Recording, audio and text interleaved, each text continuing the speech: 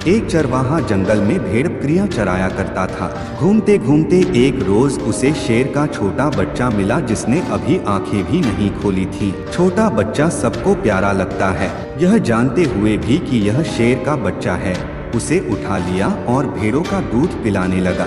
वह बच्चा धीरे धीरे बढ़ने लगा। भेड़ों के बच्चों के साथ खेलता, भेड़ों के साथ ही घास खाता, भेड़ों की तरह बोलता, अपने आप को भेड़ ही समझता। अब बच्चा बड़ा हो गया था। एक रोज किसी दूसरे शेर ने भेड़ों के झुंड पर हमला कर दिया। सभी भेड़ें दौड़े लगी। शेर के उस बच्चे भी डरते कांपते भेड़ों की तरह दौड़ते हुए देखकर हमलावर शेर को बहुत आश्चर्य हुआ।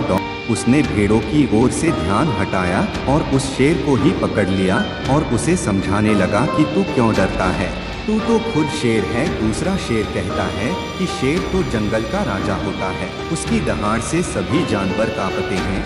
मैं घास खाने वाला इतना शक्तिशाली शेर नहीं हो सकता। हमलावर शेर उसे पकड़कर एक कुएं के पास ले गया। कुएं के अंदर उसे उसका चेहरा दिखाकर कहा, देख तेरा चेहरा मेरे जैसा है, तेरे पंजे भी मेरे जैसे हैं, इसलिए तू भेड़ नहीं तू शेर है। दूसरा शेर कहने लगा, ठीक है, मेरा चेहरा तेरे चेहरे जैसा ही है, मगर तू तो बहुत शक्तिशाली है, मेरी आवाज से तो कोई डरता भी नहीं।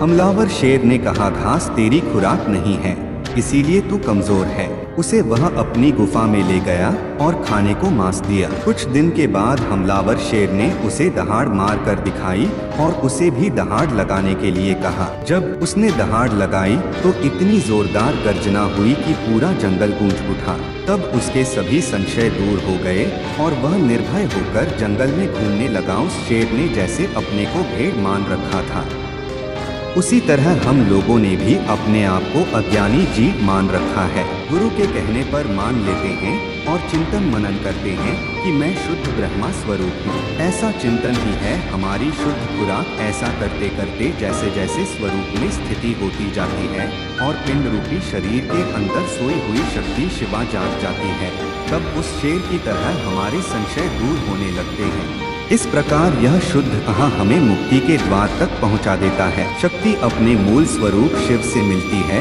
तब केवल अद्वितीय आत्मानंद के रस का अनुभव होता है। फिर न तो संसार बंधन रहता है और न दुख की ग्रंथि।